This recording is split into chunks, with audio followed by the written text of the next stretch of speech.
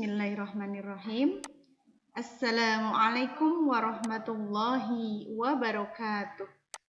Alhamdulillahirabbil alamin wassalatu wassalamu ala asyrofil anbiya'i wal mursalin wa ala alihi wa ashabihi ajma'in, amma ba'd.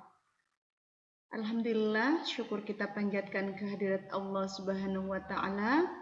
Shalawat dan salam semoga tersampaikan, terlimpahkan kepada Nabi Agung, Nabiullah Nabi Muhammad Sallallahu Alaihi Wasallam. Akhi utis sholih washolihah yang Ustazah sayangi dan Ustazah banggakan. Insya Allah untuk kesempatan kali ini Ustazah akan menyampaikan materi Al-Islam di semester 2 ini. Tema 1 imannya, yaitu ahli kitab. Dan tema 2 khuluqiyah, yaitu tentang akhlakul karimah atau akhlak mulia.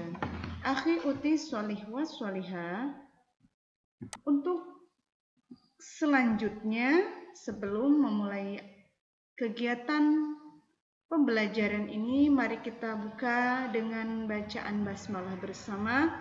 Bismillahirrahmanirrahim. Semoga Allah menganugerahkan kepada kita Rahman, Rahim, kasih sayang, dan rasa welas kasih sesama manusia. Baiklah, ahli uti sholih washolihah, Allah berfirman dalam Al-Quran, Syiratal ladzina an'amta 'alaihim ghairil maghdubi 'alaihim waladdallin. Ini adalah firman Allah tentang ahli kitab yang ditujukan kepada para ahli kitab.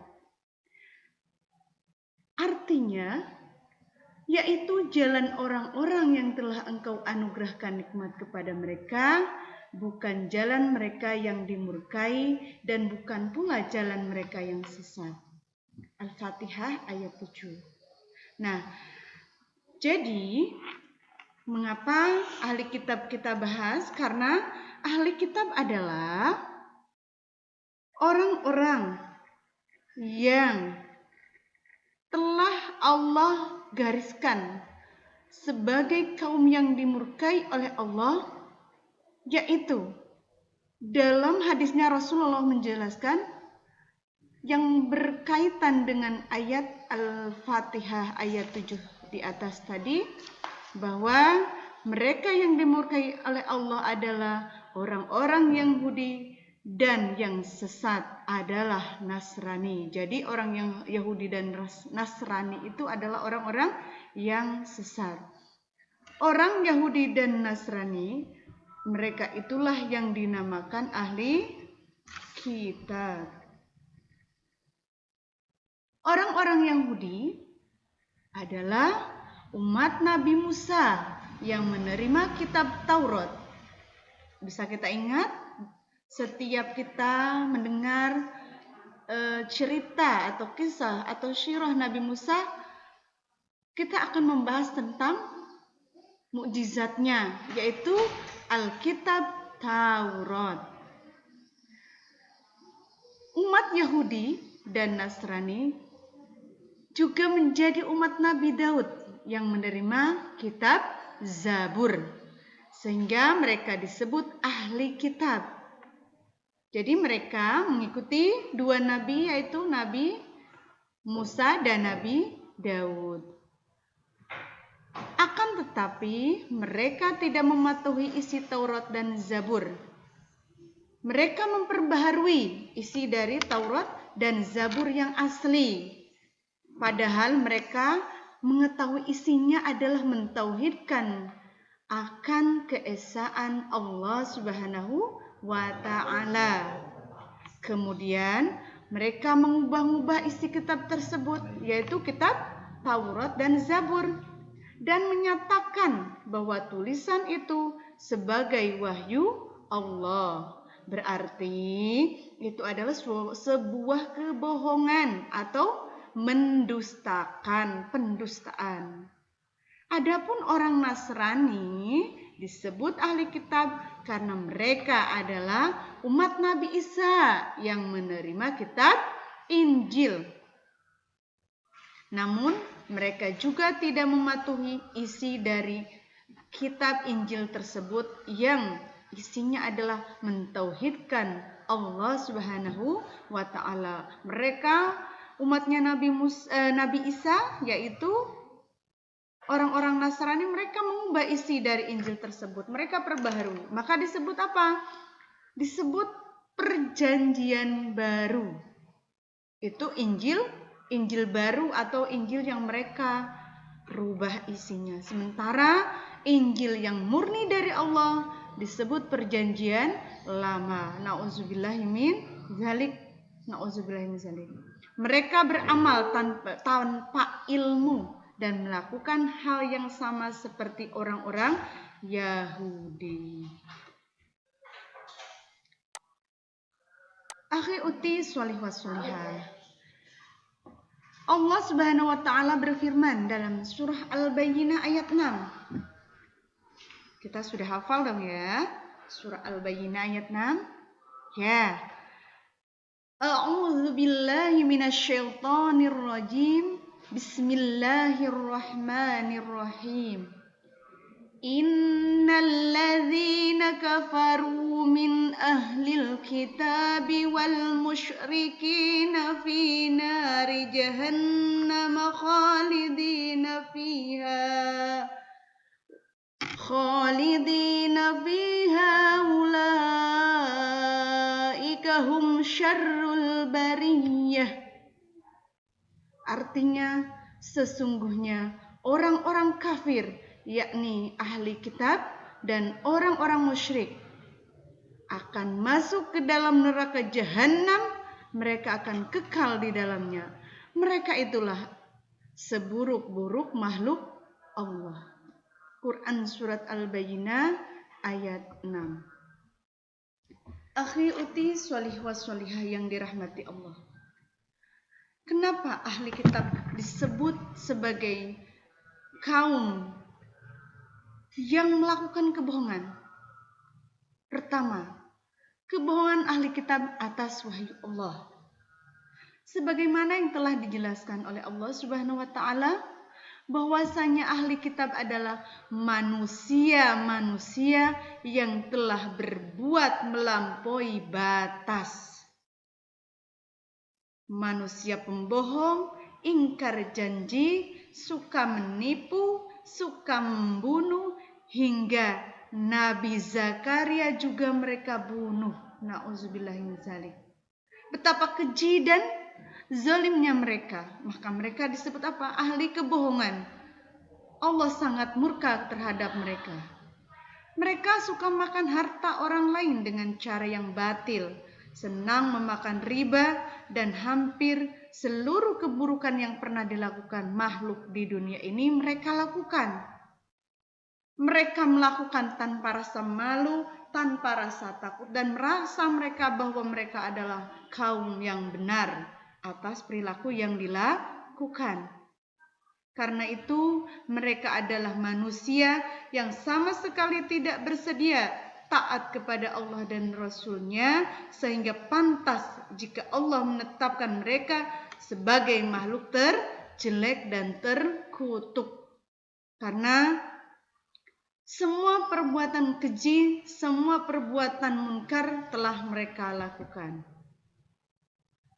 Lalu, apalagi yang menjadi dasar dari bahwasanya mereka adalah para pendosa? Pada sisi lain, terutama kaum Yahudi, Allah karuniai kepada mereka sebagai manusia yang berotak cemerlang sebetulnya, agar menjadi ujian bagi mereka dan manusia lainnya. Jadi sebetulnya kaum Yahudi itu memiliki keistimewaan kecerdasan. Allah berikan sengaja, mereka berikan kecerdasan tersebut sebagai ujian.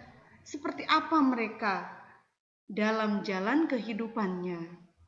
Otak yang cemerlang tersebut mereka gunakan untuk mengutak-atik Zabur dan Taurat. Nah, berarti sudah jelas kecerdasan yang Allah berikan kepada umat Yahudi, kaum Yahudi malah dijadikan sebagai alat untuk berbuat kezaliman. Mereka menuruti hawa nafsu dengan dalih dan dalil yang mereka buat sendiri. Membuat tulisan dengan tangan mereka sendiri dan menyatakan bahwa tulisan itu dari sisi Allah. Nah, itu tadi yang menjadi dasar mereka adalah kaum-kaum yang pembohong, yang pendusta.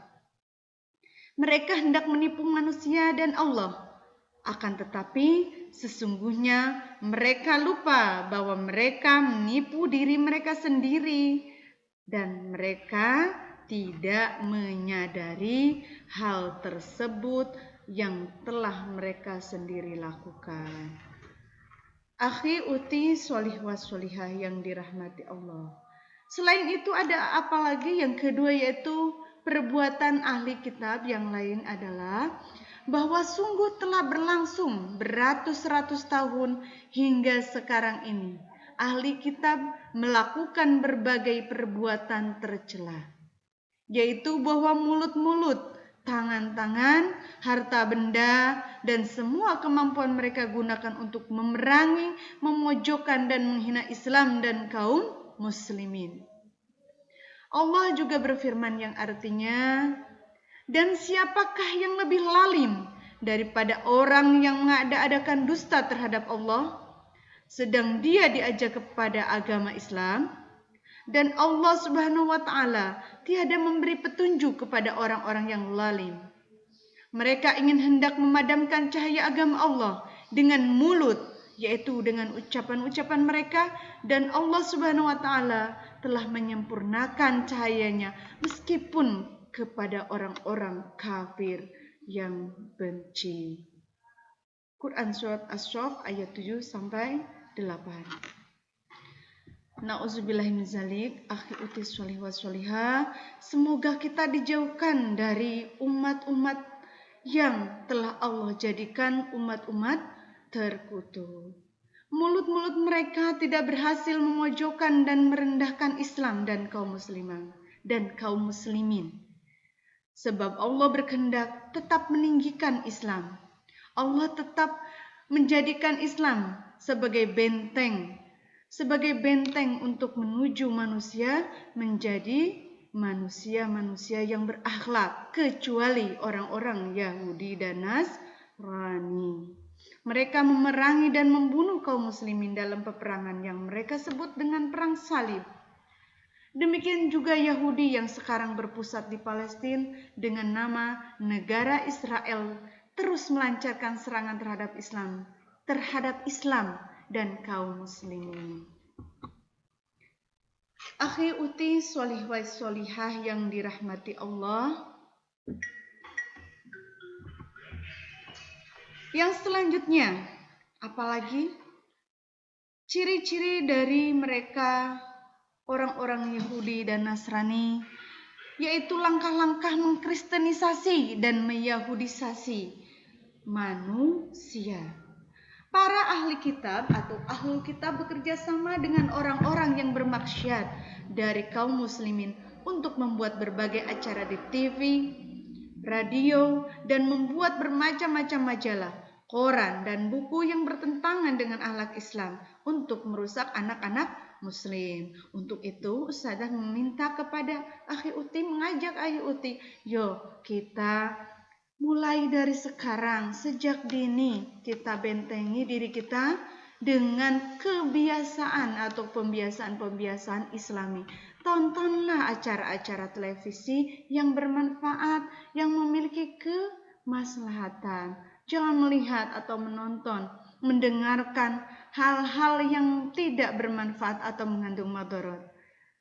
Suatu saat akhi uti akan merasakan betapa perihnya kaum muslimin yang berjuang di negara-negara yang agama kita, agama Islam diinjak-injak oleh mereka yang menjadikan Islam sebagai area kristenisasi dan yahudisasi. Tonton dan simaklah acara-acara yang bernuansa Islami. kita sebagai anak-anak Muslim, generasi-generasi Islam sudah sewajarnya dan seharusnya mengembangkan dan memperjuangkan Islam sampai titik penghabisan akhir hidup kita. Ahlul kitab atau ahlul kitab juga membuat berbagai makanan. Jadi tidak hanya TV, tidak hanya radio, tidak hanya majalah saja, tidak hanya lewat game-game saja. Sekarang Ahi Uti lagi hobi banget dengan game yang menyesatkan umat dan anak-anak muda. Mereka juga menyesatkan lewat makanan, minuman yang mereka campur dengan lemak babi atau zat-zat kimia yang berbahaya terhadap tubuh dan rohani juga. Lemak babi sudah jelas, itu merupakan barang haram. Babi itu adalah binatang yang diharamkan. Babi, khinzir atau anjing itu diharamkan oleh Allah dan Islam. Serta mereka mengiming-imingi hadiah-hadiah yang berisi ajakan dan ajaran Kristen atau Yahudi. Setelah mereka memberikan peluang untuk kita membeli barang-barang mereka, produk-produk mereka yang merugikan anak-anak Muslim dan generasi Islami. Selain itu tidak ketinggalan juga mereka juga membuat alat musik, nyanyian, tarian, dan gambar-gambar makhluk hidup serta berbagai acara yang bertentangan dengan hukum Islam. Nauzubillah min zalik. Ini perlu kita waspadai dan astagfirullahalazim perlu kita jadikan sebagai benteng untuk kita jangan sampai kita terjerumus terhadap Kristenisasi dan Yahudisasi mereka. Selain itu, yang keempat adalah bagaimana caranya kita menghindari Kristenisasi dan Yahudisasi yang dilancarkan oleh kaum Nasrani dan Yahudi. Yaitu, Kristenisasi dan Yahudisasi dapat dihindari oleh anak-anak Muslim, oleh akhi uti semua, termasuk ustazah juga, hanya dengan cara ikhlas dan istiqomah dalam mempelajari dan melaksanakan ajaran Islam, yaitu Al-Quran dan As-Sunnah yang benar-benar bersumber dari syariat Islam, serta tidak mengikuti berbagai program atau acara mereka. Jadi mulai sekarang untuk game-game yang akhi uti sudah sering ikuti, baik itu di handphone atau di laptop atau juga mungkin yang online, stop mulai sekarang karena itu adalah produk-produk penyesatan, pengkristenisasian dan Yahudisasi mereka untuk menjadikan kita sebagai pengikutnya. Tidak mau kan kita menjadi pengikut mereka? Tentu tidak. Demikian tadi tema 1 Imania ahli kitab. Untuk selanjutnya tema 2 khuluqiyah. Tema 2 khuluqiyah yaitu akhlakul karimah atau akhlak mulia. Akhlakul karimah atau akhlak mulia apa sih? Yaitu akhlak terpuji, perilaku terpuji, perilaku baik, perilaku yang sangat bagus, perilaku yang membuat kita menjadi anak solih atau solihah. Perilaku apa yang akan ustazah bahas di kesempatan kali ini? Yaitu malu. Loh, kenapa ustazah kita harus punya malu? Wah, nanti akan kita bahas, kita tuntaskan. Malu itu kenapa kita harus punya rasa malu? Ustazah akan jabarkan dulu, akan jelaskan dulu. Malu. Malu adalah, perhatikan pengertian dari malu ya. Malu adalah perasaan tidak enak dalam hati untuk melakukan perbuatan maksiat atau perbuatan yang salah karena dorongan iman dan takwa. Jadi ketika kita akan melakukan sesuatu yang menjerumus kepada kemaksiatan, maka kita akan apa? Akan merasa tidak enak. Contoh, misal, akhi uti kan sekarang di rumah nih. Siang-siang ada tukang es. Ada tukang es, ting ting ting ting ting. Wah, segar sekali, panas-panas nih. Bunda lagi sholat zuhur. Karena takut ditinggal tukang es dan rasa haus, serta rasa kepengen menikmati segarnya es, akhirnya tanpa meminta izin, akhi Uhti mengambil uang di dompetnya Bunda. Padahal Bunda lagi sholat. Padahal dalam Islam mengajarkan ketika kita akan mengambil sesuatu yang bukan milik kita, yang bukan hak kita, maka kita harus meminta izin. Diambillah si uang itu, uang 5.000 rupiah. Lari keluar, membeli es. Tapi kalau kita punya rasa malu, uang sudah di tangan, sudah keluar, tidak jadi beli. Kenapa tidak jadi beli?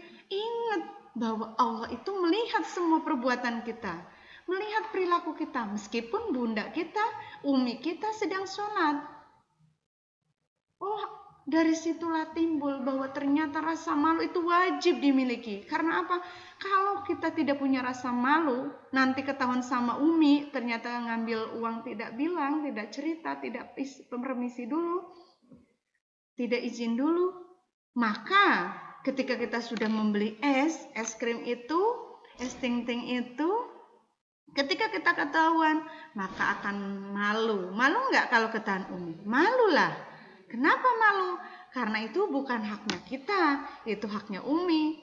Haknya kita jika umi sudah memberikan kepada kita. Jadi itu salah satu contoh simpelnya, contoh ringan yang setiap hari kita alami. Rasulullah Shallallahu Alaihi Wasallam bersabda, "Wal haya'u syu'batu minal iman." Malu merupakan bagian dari iman. Hadis riwayat At-Tirmizi. Sangat penting kita memiliki rasa malu itu karena apa? Karena supaya kita terhindar dari kemaksiatan dan terhindar dari neraka jahanam. Orang beriman selalu merasa diawasi oleh Allah. Malaikat pencatat amal sehingga ia takut melakukan perbuatan buruk. Jadi malaikat itu kan selalu mengikuti kita, kemanapun kita pergi, kemanapun kita melangkah. Maka ketika kita akan melakukan perbuatan baik, bacalah apa? Basmalah, Bismillahirrahmanirrahim. Jadi kita melaksanakan perbuatan yang baik, selesai kita melakukan perbuatan baik, kita mengucapkan apa? Hamdalah, diawali dengan Bismillah, disudahi dengan Alhamdulillah. Begitulah selalu dalam hidup kita, mudah-mudahan diridhoi Allah. Nah, seperti itu. Karena apa? Jadikan malu ini sebagai pondasi kita terhindar dari kemaksiatan. Alam ya'lam bi anna Allah yara. Tidaklah dia mengetahui bahwa sesungguhnya Allah Subhanahu wa taala melihat segala perbuatannya. Quran surat Al-Alaq ayat 14. Akhi uti sholihah sholihah. Jadi ingat bahwa malu adalah sebagian dari iman. Karena apa? Di garis bawahi, malu bisa menghindarkan kita dari kemaksiatan dan menghindarkan kita dari sesuatu yang merugikan kita di dunia dan di akhirat. Ciri-ciri orang beriman yang memiliki sifat malu apa saja, Ustazah? Yang pertama, ketika dia akan berbuat sesuatu berhati-hati. Jadi berhati-hati dalam berbuat sesuatu. Tidak yang langsung serta-merta gerasa-gerusu kalau orang Jawa bilang. Yang kedua, selalu mempertimbangkan dan berpikir dahulu sebelum bertindak dan berkata. Mempertimbangkan ini baik enggak sih ya kalau aku ngomong seperti ini. Misalkan ngomong hal-hal yang kasar, hal-hal yang tidak boleh, yang tidak sopan. Dan juga pikiran-pikiran kita yang hal-hal buruk. Misalkan kita membayangkan sesuatu, aduh ini puasa-puasa, seger banget yang ini, yang minum es kayak gitu. Dan siang-siang minum es, kalau maghrib-maghrib boleh saja. Terserah kita. Tapi kalau siang-siang, nah itu pikiran-pikiran buruk seperti itu. Atau pikiran-pikiran negatif tentang orang. Misalkan di kelas, aku bawa makanan, jangan-jangan nanti temanku minta nih. Nah itu juga pikiran-pikiran buruk. Tapi kalau orang yang punya rasa malu untuk berpikir ke situ tidak mungkin. Karena apa? Dia tidak akan berpikir ke situ, bahkan dia akan memberikan kepada temannya, berbagi dengan temannya. Yang selanjutnya apa ciri-cirinya? Menjaga diri dari teman-teman buruk dan perbuatan maksiat. Maka benar ada istilah mengatakan bahwa jika kita berteman dengan pandai besi, maka kita akan kecipratan panasnya. Jika kita bermain dengan si pedagang minyak wangi, maka kita akan terkena wangi atau terciprati wangi dari minyak tersebut. Bukan berarti pandai besi itu perbuatan buruk, bukan ya. Ini hanya istilah saja. Artinya apa? Kehati-hatian kita dalam memilih teman. Kalau kita melihat teman kita melakukan sesuatu yang tidak baik, maka jangan dilakukan, jangan dituruti, jangan diikuti. Kita harus punya prinsip bahwa itu tidak baik. Kita harus punya rasa malu. Kita tunjukkan, aku nggak mau malu nanti kalau aku misalkan diajak-ajak mencuri mangga yuk, punya Ustazah Mela, lewat ke dekat rumah Ustazah Mela. Yuk kita ngambil mangga, Ustazah Mela masih di sekolah, kita udah pulang duluan nih jam 2 gitu misalkan. Nah, nggak boleh mengikuti teman itu. Harus apa? Harus menghindari. Jadi apa? Saling mengingatkan. Saling mengingatkan. Nah, jadi menjaga diri dari teman-teman buruk dan perbuatan maksiat. Jika sudah tahu teman kita seperti itu, ingatkan. Jika tidak mau diingatkan, maka kita hindari teman seperti itu. Yang selanjutnya yaitu senang mendengarkan dan menuruti nasihat yang benar. Jadi kalau dinasihati, kalau diberikan nasihat sama orang yang paham bahwa itu salah, itu dia akan mengikuti. Oh iya ya, ternyata astagfirullahaladzim. Perbanyak istighfar saja. Astagfirullahaladzim, astagfirullahaladzim, ternyata itu salah ya. Jikapun sudah terlanjur melakukan perbuatan maksiat, rasa malu itu timbul, maka dia akan segera beristighfar.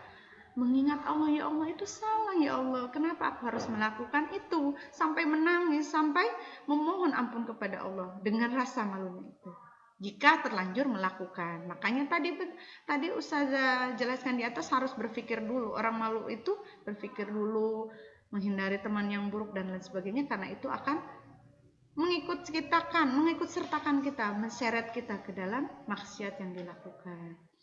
Selain itu, tidak menunjukkan kebaikan dan kelebihan sendiri. Jadi orang yang memiliki rasa malu itu tidak sombong atas kemampuannya. Wah, aku ini paling hebat, aku ini paling oke, aku ini paling the best banget lah. Misalkan si Fulan nilainya 100 dalam setiap mata pelajaran. Kalau dia punya rasa malu, dia nggak akan menyombongkan diri. Tapi kalau dia tidak punya rasa malu, akan bangga. Mas, bahasa Jawanya apa ya? Coba disit aku Fulan, aku yang super hebat di kelas, misalkan seperti itu. Tapi kalau punya rasa malu, dia justru akan semakin banyak ilmunya, semakin mulia kehidupannya, dia akan semakin memiliki rasa malu untuk menunjukkan kebaikannya itu. Karena apa? Di atas diri kita ada orang lain yang lebih baik daripada kita. Ojo dume kalau orang Jawa bilang. Nah, itu orang malu seperti itu. Dia akan merasa, aku ini apa? Aku hanya butiran debu di mata Allah. Aku hanya kerikil. Aku hanya buih di lautan yang tidak ternilai. Allah itu maha segalanya. Kenapa aku harus merasa bangga terhadap kelebihan yang aku miliki? Seperti itu. Dan yang selanjutnya yaitu menghormati orang lain dan menjaga perasaan mereka. Jadi orang yang memiliki rasa malu itu tidak akan mengatakan atau melakukan sesuatu yang bisa menyakitkan orang lain. Karena mereka apa? Mereka akan merasa bahwa jika aku melakukan itu, mengucapkan itu akan menyakiti diri mereka. Maka aku pun jika seperti itu kan akan merasa sakit. Seperti itu. Akhi uti sholih washolihah. Lalu, apa manfaatnya rasa malu? Manfaat seorang beriman melakukan hal-hal di atas antara lain. Hikmahnya, ini hikmahnya ya. Yang pertama adalah terpelihara dari sifat dan perbuatan serta ucapan tercela. Tercela itu apa? Buruk. Jadi terpelihara dan terjaga dari sifat dan perbuatan serta ucapan tercela. Yang kedua, terpelihara dari teman dan pergaulan yang tidak baik. Yang ketiga, suka atau gemar mencari ilmu nasihat, teman, dan amal yang baik. Jadi kalau kita yang memiliki rasa malu itu apa? Akan giat belajar, cepat-cepat mengerjakan tugasnya ustazahnya. Oh, tematik cepat-cepat dikerjakan. Oh, al-Islam cepat-cepat dikerjakan. Ada tugas tahfidz, cepat-cepat dimurojaah. Sudah ada voice note-nya, cepat-cepat murojaah, dihafalkan. Di kelas pasti akan jadi yang terbaik. Tidak harus menunjukkan bahwa aku terbaik, tapi Allah lah yang mencatat kebaikan kita menjadi pundi-pundi amal solih di akhirat. Selain itu, apalagi anak solih solihah, yaitu selalu tenang dan berhati-hati serta tentram. Tidak gerasa gerusuk ya, seperti tadi. Jadi kalau berkata itu santai, adem, menyenangkan. Dilihat menyenangkan, didengar pun menyenangkan. Orang belum melihat pun ketika kita sudah berbicara yang baik-baik, oh itu si Fulani, oh itu Uti Zinda, oh itu Uti Arfa, oh Uti siapa lagi, banyak lah Uti di Putra Harapan yang solihah, dan akhirnya juga oh ini ahi siapa nih yang suaranya seperti ini, betapa menyenangkannya ya, dia sedang sedang murojaah, masya Allah, dia sedang memberikan nasihat kepada temannya. Oh ini ahi Hafiz, ini ahi siapa lagi, banyak nih ahi Satya dan lain sebagainya. Nah, jadi ketika berkata pun menenangkan dan menenteramkan, didengarnya enak, dipandangnya juga enak. Selain itu, menjadi pengikut para nabi dan dimasukkan ke surga bersama para nabi. Yang selanjutnya adalah sempurnanya akhlak dan Islamnya sehingga menjadi makhluk yang mulia. Yang selanjutnya, menggunakan waktu untuk kebaikan dan ketakwaan. Jadi orang yang memiliki rasa malu itu akan melakukan sesuatu itu secara step by step, tahap demi tahap, sehingga dia itu disiplin waktu. Buat apa sih aku mengucapkan sesuatu yang tidak punya manfaat? Lebih baik diam jika tidak bermanfaat, berbicara seperlunya. Bukan berarti harus diam sombong atau sombong dicapa, tidak menjawab, bukan, tetapi berkata jika diperlukan, diam jika memang tidak diperlukan untuk berkata. Selain itu, selain rasa malu, apalagi anak solih wasolihah yang kita bahas pada kesempatan kali ini, yaitu istiqomah. Istiqomah pasti sudah sering kita dengar ya. Kita ingin menjadi orang yang istiqomah dalam setiap kebaikan. Nah, pengertian istiqomah itu apa? Istiqomah adalah konsisten atau teguh dalam melaksanakan perintah Allah dan konsisten dalam meninggalkan seluruh kemaksiatan. Jadi istiqomah itu apa? Tetap stabil, bahkan menambah kebaikan-kebaikannya dan tidak melakukan kemaksiatan, ditinggalkan semua kemaksiatannya. Seperti halnya orang-orang takwa. Karena apa? Orang istiqomah itu adalah orang-orang yang bertakwa, melakukan perbuatan yang diperintahkan dan meninggalkan perbuatan yang dilarang oleh agama. Istiqomah adalah akhlak. Istiqomah adalah akhlak yang agung yang diwajibkan kepada orang beriman di sepanjang hidup sampai menemui ajalnya. Allah berfirman dalam Al-Quran, sesungguhnya orang-orang yang mengatakan Tuhan kami ialah Allah, kemudian mereka tetap istiqomah, maka tidak ada kekhawatiran terhadap diri mereka dan mereka tiada pula berduka cita. Mereka itulah penghuni-penghuni surga dan mereka kekal di dalamnya sebagai balasan atas apa yang telah mereka kerjakan. Al-Ahqaf ayat 13-14. Jadi orang istiqomah itu tetap konsisten, tetap teguh dalam kemuliaannya dan meninggalkan hal-hal yang tercela. Akhi uti sholih washolihah yang ustazah sayangi dan ustazah banggakan akhlak mulianya. Adapun ciri-ciri anak dan orang-orang mukmin yang istiqomah apa saja? Antara lain, yang pertama, orang yang istiqomah itu taat kepada Allah dan Rasul. Jadi mereka akan mentaati perintah Allah dan juga perintah Rasulullah. Taat pada Allah, taat juga kepada Rasulullah. Yang kedua, konsisten dalam melaksanakan ketaatan tersebut. Tidak semaunya sendiri, kadang mau melakukan kebaikan, kadang enggak, kadang mau sholat duha karena disuruh ustazah, kadang enggak mau, karena apa? Karena gamenya banyak nih, belum selesai-selesai. Itu bukan orang yang istiqomah. Untuk itu kita belajar ya. Kita apa? Jujur terhadap diri sendiri. Ustazah sudah memberikan nasihat untuk melaksanakan kegiatan dengan baik, maka lakukanlah. Yang ketiga, ikhlas. Jadi ikhlas hanya mengharap ridha Allah. Ikhlas itu tidak di mulut. Tidak, aku ikhlas loh. Bukan yang seperti, aku ngasih ini ikhlas loh. Tidak seperti itu. Ikhlas itu dilakukan tanpa mengharap balasan dari manusia. Sudah mengalir begitu saja. Istilahnya apa? Ketika kita melakukan perbuatan baik, tangan kiri tidak usah tahu. Jadi tangan kanan berbuat baik, tangan kiri tidak boleh tahu. Tidak usah mengatakan aku ini sudah berinfak 100 juta, aku ini sudah ini dan itu segala macam. Cukup Allah yang Maha tahu.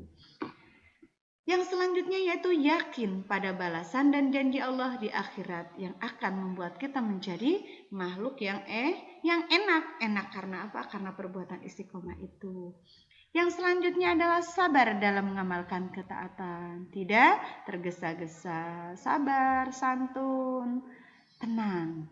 Ya, yang terakhir adalah tenang dan tidak takut atau cemas tentang urusan duniawi. Jadi tidak takut hartanya berkurang ketika berbuat baik, ketika beramal soleh takut nih. Ada Jumat berkah misalkan di kelas Abu Ubaidah, kelas Abdurrahman, kelas Ja'far, kelas apalagi Zubair. Itu berlomba-lomba setiap hari atau mungkin setiap hari Jumat untuk berbuat kebaikan dengan apa? Berinfak.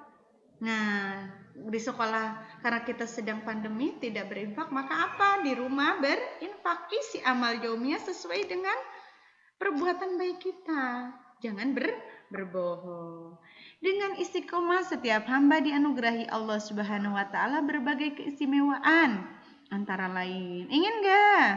Ingin. Antara lain apa? Yang pertama, ditolong dan dibantu para malaikat atas perintah Allah, selalu mendapat pertolongan dan bantuan melalui malaikat. Kita dapat sesuatu yang sedang kita pikirkan, ada solusinya. Sedang tertimpa musibah, ada yang memberikan pertolongan. Yang kedua, mendapat ketenangan hidup serta ketaatan kepada Allah dan Rasulullah SAW. Yang ketiga, mendapat keteguhan dan kesempurnaan iman dan takwa. Yang keempat, menjadi hamba yang selalu taat, bersatu dan cinta Allah. Yang kelima, mendapat jaminan dari Allah Subhanahu wa taala yaitu surga. Wah, senang sekali. Ingin masuk surga? Ingin. Pasti semua kepengen. Yang terakhir yaitu selamat dari pemikiran yang batil atau jalan yang sesat atau tidak baik. Akhi Uti, Soliwa Soliha, demikian itu 2 tema. Karena kemarin KI 4-nya Ustazah sudah mengambil 2 penilaian di tema 1 dan tema 2, maka untuk materi yang penilaian nanti evaluasinya Ustazah juga 2 tema. Akhi Uti, Soliwa Soliha yang Ustazah sayangi dan Ustazah banggakan karena Allah, jazakumullah khairan kasiron atas perhatian dari Akhi dan Uti. Semoga Allah berkahi kita istiqomah dan menjadikan kita sebagai orang-orang yang bertakwa. Ustazah akhiri, tentunya banyak kesalahan dan kekhilafan dari perkataan Ustazah ataupun tutur kata ataupun penyampaian Ustazah mohon dimaafkan dan kita saling mengingatkan. Watawasyaw bil haq watawasyaw bisyauq. Sekali lagi jazakumullah khairan katsira. Ustazah akhiri, wabillahi taufiq wal hidayah. Wassalamualaikum warahmatullahi wabarakatuh. Ila liqa, ma'as salamah.